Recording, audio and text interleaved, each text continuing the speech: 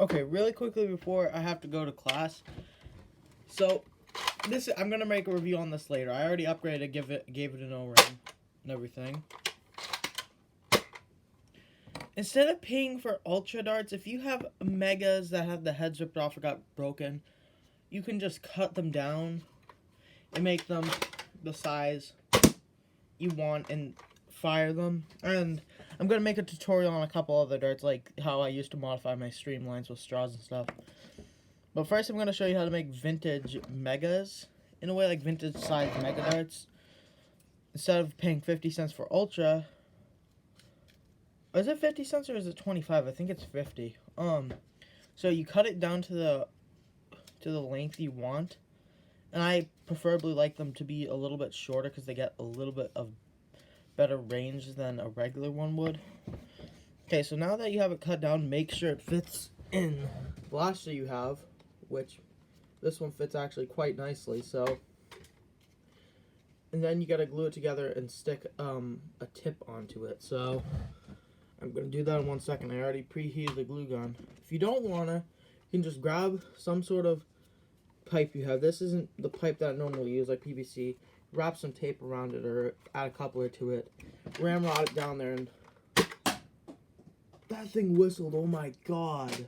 Okay, back to what I was saying. That was the one I was gonna show how to do the other mod. Okay, basically, all you need to do now is just glue it together and then get the tip onto it. There have been other tutorials out there which are much better than this, but yeah, I like using broken and destroyed megas like the Fortnite ones because I don't like Fortnite as much anymore because both my accounts got hacked and everyone on there is almost always toxic. So, but yeah,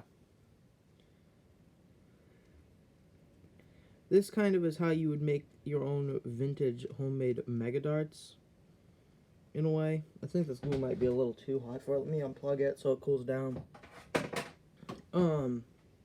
Yeah. But you can make vintage sized Mega Darts fairly simply just by using some glue, some old tips from other darts.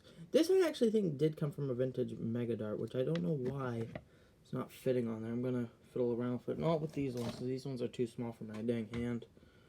But I'm gonna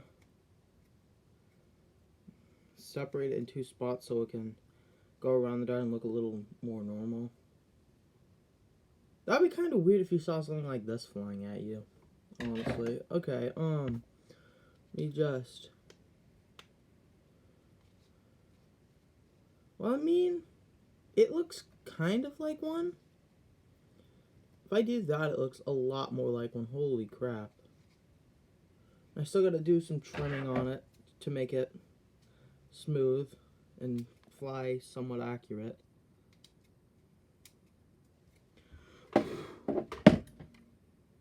I don't even think I need to even glue it on because that has a tight fit, but I'm gonna do that anyway.